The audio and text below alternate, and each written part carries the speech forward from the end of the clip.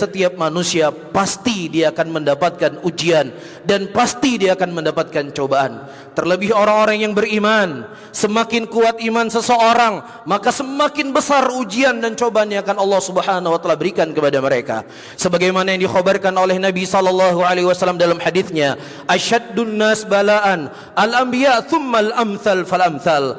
Orang yang paling keras ujiannya, orang yang paling berat cobaannya, kata Nabi sallallahu alaihi wasallam, adalah para nabi, kemudian yang semisal dengannya, dan kemudian semisal dengannya. Bahkan Rasulullah sallallahu alaihi wasallam menyebutkan dalam hadis yang lainnya, kalau seandainya seseorang mendapatkan ujian, seberat apapun ujian yang dia dapatkan, sebesar apapun musibah yang menimpa dirinya, ingatlah musibah yang menimpa diriku, kata Rasulullah sallallahu alaihi wasallam, maka itu semuanya akan memberikan keringanan kepada dirinya.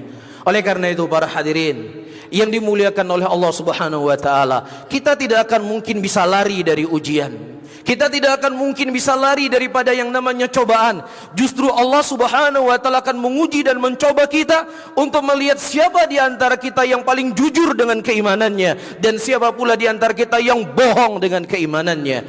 Allah Subhanahu wa taala mengatakan dalam ayatnya, ahasiban nas ayyutraku ayyakulu amanna wa hum la yuftanun wa laqad fatanna alladhina min qablihim falya'lamanna Allahu alladhina sadaqu wa la'lamanna al-kadhibin. Apakah manusia mereka menyangka mereka akan ditinggalkan untuk mengucapkan keimanan begitu saja? Saya cinta kepada Allah, saya cinta kepada Rasul, saya sebagai seorang muslim, saya sebagai seorang mukmin, saya sebagai seorang mukminah. Belum cukup pengakuan kita, sampai datang kepada mereka ujian, sampai datang kepada mereka cobaan, dan Allah yang Maha tahu siapa di antara mereka yang jujur dengan keimanannya dan siapa pula di antara kita yang bohong dengan keimanannya. Oleh karena itu, para hadirin yang dimuliakan oleh Allah Subhanahu wa taala, agar kita menjadi orang-orang yang sukses.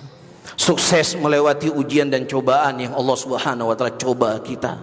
Sukses untuk menjadi orang yang beriman. Karena orang yang beriman bukan hanya mengimani adanya Allah. Orang beriman tidak hanya mengimani dari syariat yang Allah Subhanahu wa taala syariatkan, salat wajib, berpuasa wajib, zina haram, bukan itu saja bagian daripada keimanan, tetapi bentuk keimanan seseorang adalah dia ridha dengan ketetapan yang Allah Subhanahu wa taala tetapkan kepadanya.